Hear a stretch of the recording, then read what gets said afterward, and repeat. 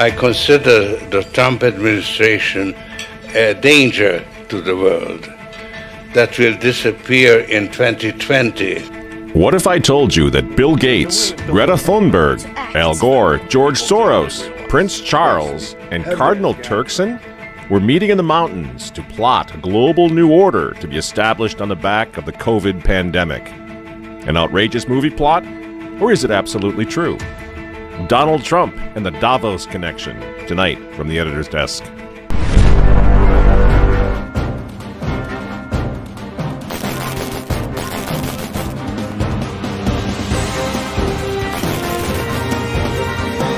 Hello again, ladies and gentlemen. Michael Matt coming to you once again from the offices of the Remnant newspaper.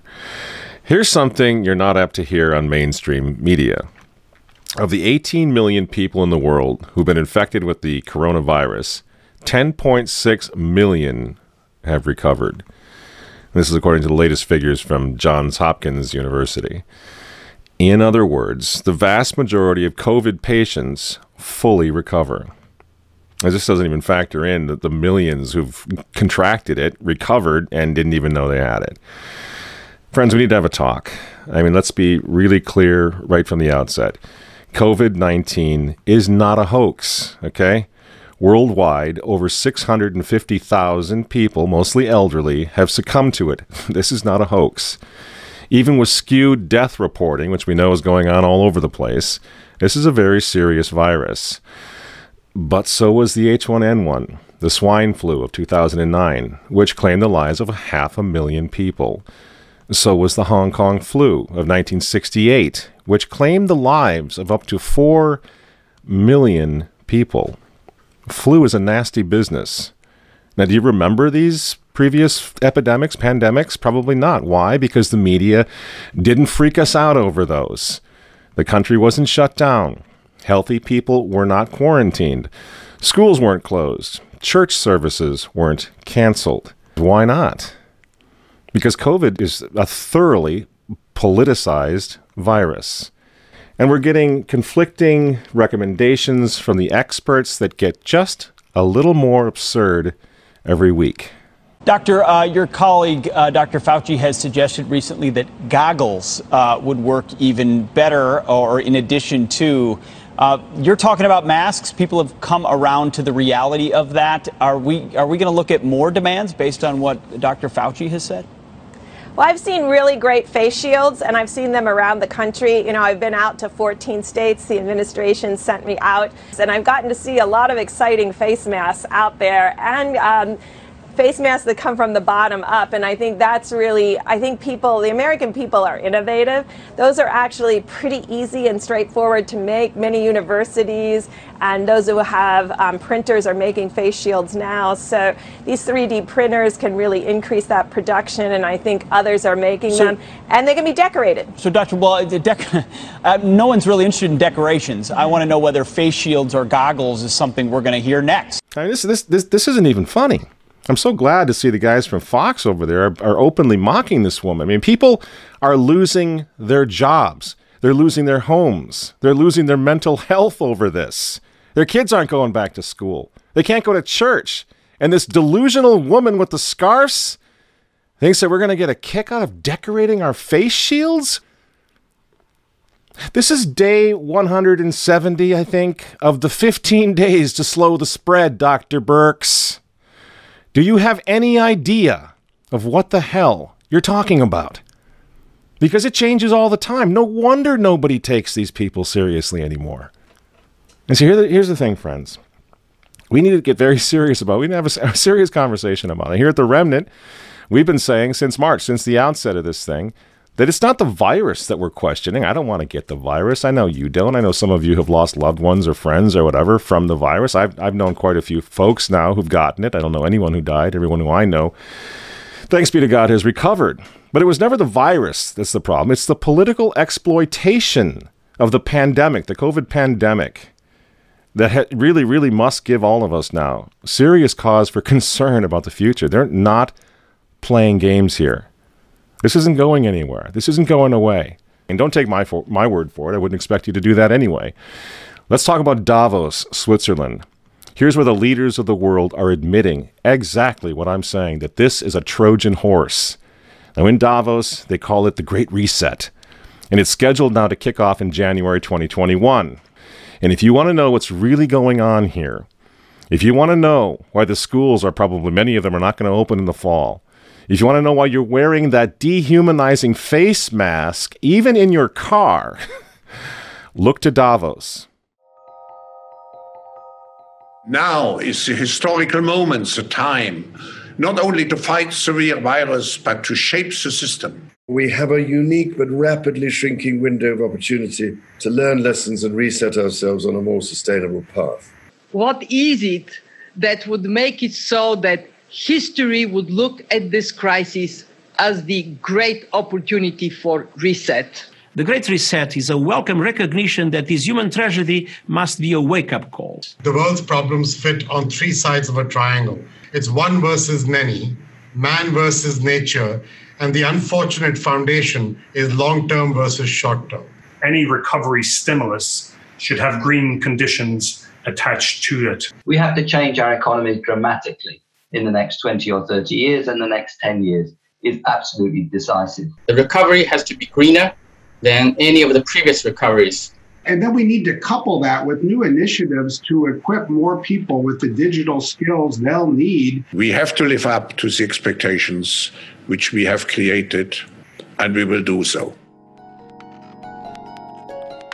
On June 2nd, 2020, just a couple months ago, the founder now of the World Economic Forum in Davos, Klaus Schwab, wrote an article on their website in which he just comes right out with it. He says that COVID pandemic represents a, quote, rare but narrow window of opportunity to reflect, reimagine, and reset our world, end quote. Those aren't my words. Those are his words. The world must act jointly and swiftly, says Mr. Schwab, to, quote, revamp all aspects of our societies and economies, from education to social contracts and working conditions. Every country, from the United States to China, must participate, and every industry, from oil and gas to tech, must be transformed, end quote. And Mr. Schwab comes right out and admits that he can't do this without, you guessed it, Bill Gates. We are particularly committed to this initiative since the Forum has been at the origin in its annual meeting in Davos of the Global Fund, Gavi and CEPI, together with the Gates Foundation and other founders of those crucial organizations, particularly today. And they're all there. All the movers and shakers of the world are in Davos at one time or another. Even Prince Charles, the insufferable Prince of Wales, got into the act in Davos in January. Unless we take the action necessary and we build again in a greener and more sustainable and more inclusive way, then we will end up having more and more pandemics and more disasters from ever accelerating global warming and climate change. So this is the one moment, as you've all been saying, when we have to make as much progress as we can. And of course, Antonio Guterres, the former Prime Minister of Portugal, who's also a Catholic and is now serving as the Secretary General of the United Nations, he's in Davos chiming in as well. A microscopic virus has closed down entire countries and economies. The Great Reset is a welcome recognition that this human tragedy must be a wake-up call. As you rightly say, it is imperative that we reimagine, rebuild, redesign, reinvigorate, and rebalance our world. Friends, the full picture should begin to emerge now, and I'm just giving you a sample. I mean, everyone has spoken here. Everyone who is anyone in the globalist community has gone to Davos, has delivered speeches. They come together, they network, they plan our future. This transformation essentially means that the whole way that we do business, that we live, and that we have grown accustomed to in the industrial age will have to be changed. We will have to leave that behind us in the next 30 years to go. This COVID thing is their golden opportunity, and they certainly don't want Trump or anyone else to fix the problem, certainly not prematurely. And this is what the war on hydroxychloroquine is all about. I mean, think about this. Why? You mention hydroxychloroquine and you get taken off Facebook? You get taken down from YouTube? Why? This thing's been going for 60 years. People use it all the time. Well, if you use it, you might have a heart attack, so we got to condemn that. Why are they doing this? This is a therapeutic that works for a lot of people. Doctors all over the place are using it right now, but they don't want it. Why? Why? Because it's not a vaccine. Because it might fix the problem. This is why those frontline doctors in the white coats, that's why they were banned from social media. Many of them are now losing their jobs. They were frontline heroes. And all they did wrong was come out and talk about fixing the thing now. Not waiting 18 months. You're not waiting for a vaccine. But how they're fixing and healing people right now. Doesn't that make you just a little suspicious? Because, see, the problem is these frontline doctors in the white coats, if they're right, and COVID can be cured without 7 billion doses of Bill Gates' vaccine, well, the Great Reset that they keep talking about in Davos, Switzerland, the Great Reset will be dead on arrival. And all of us will go back to life. Life as we knew it. This is why the 2021 Davos Summit now, 2021, it's coming right up after Christmas, the Davos Summit. And the Great Reset, they need President Joe the Catholic Biden to hand us, the United States, over to them if he wins this election. This is why they're trying so hard to take Donald Trump down. Biden is not a serious candidate. We can all agree on that, right? He's not serious. The poor fellow. He's in his dotage now. So what are they doing? They don't want a serious candidate. I'm not talking about on the right. I'm talking about on the left. They don't want someone who's going to be serious. Everyone with a pulse knows Joe Biden can't do this job. What's he doing there then? In my opinion, he's the personified monument to the U.S. presidency that the mob will tear down in January. They need to reset everything, including the politics of the United States, the governance of the United States. Besides that, old Joe the Catholic Biden has always been a New World Order guy. The affirmative task we have now is to actually create a new world order. And of course, friends, we hear a lot about the Green New Deal and all of that, right? We hear Francis with his Laudato Si encyclical and all of that. They're all working together, aren't they?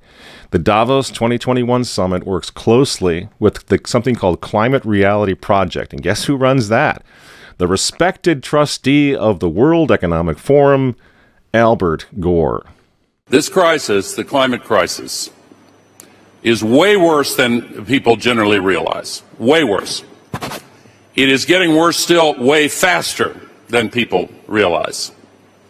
The burden to act that is on the shoulders of the generation of people alive today is a challenge to our moral imagination. But this is Thermopylae.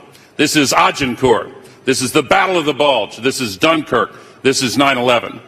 We have to rise to this occasion. I can't believe this guy is still knocking around. It's unbelievable. It's like a spoof, isn't it? It's Al again.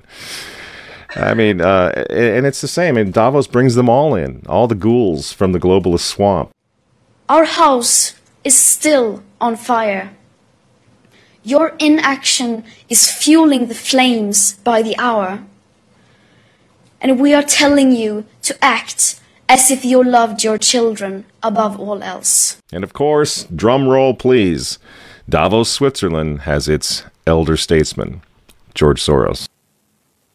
George Soros's dinner at Davos is a bit of an institution at this event. He usually comes out with strong criticism of something that he feels is troubling for the state of the world. He didn't hold back either when talking about the US president, saying that he was describing him as a con man and ultimate narcissist. Even the fate of the world could be at stake in 2020 and the years to come as well, perhaps referencing there the upcoming, of course, election in the United States too.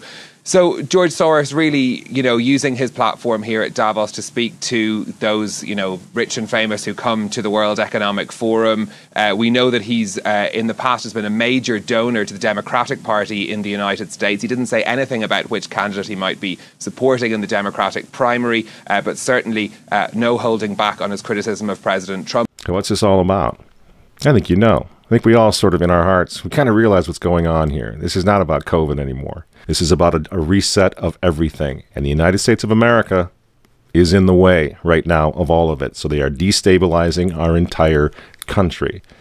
The Great Reset, then, politically, economically, it wants to implement massive socialist programs and, of course, global climate change along the lines of the Green New Deal.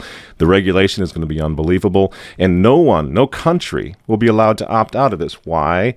Well, if an individual country opts out of the Great Reset, they're going to be endangering the whole world community, the whole world, through future pandemics that will be caused by climate change, Al Gore says, and overpopulation, says Bill Gates. You see how it works? No country will be allowed to opt out. This is what we're facing in November. And if you think the Catholic Church is going to protect you from what's coming from this globalist takeover nightmare, think again. We've been through all this before, leaving aside Pachamama, and leaving aside Laudato Si, which is the encyclical of the globalists. It's the encyclical of the United Nations. I'm sure that we have all read this magnificent encyclical that His Holiness Pope Francis has blessed us with. It's the encyclical of AOC. It's the encyclical of the Green New Deal. Leaving that aside, Francis has already announced the global economic reset of his own last year. I don't know what makes this man think that he's an economist. I don't know where he learned all of this down in Argentina, but he's an amazing guy. He knows everything but theology. Ever notice that? He already announced his coming global economic reset. He calls it, in his humility, the Economy Francesco.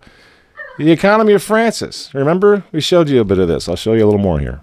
I will come for the economy of Francesco because we need a new economy, a new vision, and the teachings of Pope Francis in Laudato Si and in other teachings help to give us the pathway to a better world. Isn't that something? Now, this was announced last year, mid-2019. It's almost as if Francis knew that the COVID pandemic and the resulting economic collapse were coming. I wonder how he knew that. Isn't that weird? That he was already calling for an economic reset? Well, poor Francis, he couldn't make it out to Davos back in January when the big party happened. But he did send his representative, the globalist cardinal, Peter Turkson, in his place. Ladies and gentlemen, I'm pleased to welcome His Eminence Cardinal Turkson, Prefect of the Dicastery for Promoting Integral Human Development of the Vatican City-State, with a special message from His Holiness Pope Francis. Your Eminence, it is a pleasure to welcome you back to Davos. The stage is yours. This is to Professor Klaus Schwab, Executive Chairman of the World Economic Forum. As the World Economic Forum celebrates its 50th anniversary, I send greetings and prayerful good wishes to all taking part in this year's gathering. Everyone's in on the Great Reset. Well, almost everyone. There's one guy who's got the power to do something to stop it, and you know exactly where I'm going. And they made a mistake. They tried to get Trump on their side, so they invited Donald Trump to Davos, I think a couple of times. But in January, when Donald Trump, I think, really began to see the beast that he was up against, he went to Davos, to the World Economic Forum, and he stuck a mega finger in their eye. We're committed to conserving the majesty of God's creation and the natural beauty of our world. But to embrace the possibilities of tomorrow, we must reject the perennial prophets of doom and their predictions of the apocalypse. These alarmists always demand the same thing: absolute power to dominate, transform, and control every aspect of our lives. We will never let radical socialists destroy our economy, wreck our country. 2 days after Donald Trump gave that speech, the 89-year-old leftist weirdo billionaire George Soros made an emergency intervention where, at Davos, once again, warning that the U.S. 2020 election will determine the, quote, fate of the whole world. Now, in the context of Davos, take a look at this one more time. This is a month after Donald Trump addressed Davos and stuck the MAGA finger in their face. Here's what Francis, the Vatican, and Jeffrey Sachs had to say in response. And it is a dangerous country right now. It will be absolutely dangerous if Trump wins re-election. Trump wins re-election. Trump wins re-election. Francis invited this guy to the Amazon Synod as an honored guest and advisor. He's also Bernie Sanders' advisor. What's he doing in the Vatican? Why is this guy who's a promoter for socialist, out and out socialist, Bernie Sanders, what's he doing advising the Pope? Why does he have entree to the Vatican, friends? Sachs supports abortion and contraception, but that's not a problem for the Vatican. For the Vatican, for Pope Francis, and for his friends at the UN, Donald Trump is the problem, obviously, friends. Clearly, I consider the Trump administration a danger to the world, but I regard it as a purely temporary phenomenon that will disappear in 2020. Do you get it? Do you see why there's so much hate for Trump? Because with all of his faults, again, he's the capitalist. He's not the globalist. He never will be one of them, which is why he pulled the United States out of the Paris Climate Agreement. Donald Trump pulled the United States out of the World Health Organization. That's Bill Gates and company. And now he's threatening to pull the United States out of the World Trade Organization. People say, yeah, well, Donald Trump got married twice. He's a bad guy. Really? He's right in the face of the demons on this, friends. Nobody ever said he was a saint. He's knocking the sacred cows of the United Nations down all over the world right now. The General Assembly routinely votes 185 against the United States on almost everything right now. And you remember, speaking of the United Nations, in November of 2019, again, right before COVID landed, Trump went to the UN on the floor of the General Assembly, and he declared war on globalism. Wise leaders always put the good of their own people and their own country first. The future does not belong to globalists. The future belongs to patriots. And shortly after the speech at the UN, Donald Trump delivered, what do you think happened? The coronavirus was unleashed on the world, and Trump's booming U.S. economy went on life support. Do you think that was an accident? So when they tell all of us to stay home, wear your mask so grandma doesn't get sick, please understand what's really going on here. They don't care about your grandmother. They don't care about old people, these people. They don't care about babies. They want them aborted so that they can save the common home. Abort babies, millions of them all over the world. They don't care about babies. They don't care about old people. In fact, if you want to save your grandma, tell the globalists to stay the hell away from her. You remember how some of them, like Cuomo and characters like this, were running COVID recovering patients through nursing homes? That's how much they care about grandma. And the name of the game now is to bring the United States economy to its knees, get it out of the way, so that everyone will want the Great Reset. Make the new normal so intolerably abnormal that even you and I, maybe, at some point in the near future, will be begging for the vaccines because we'll be driven crazy by that point.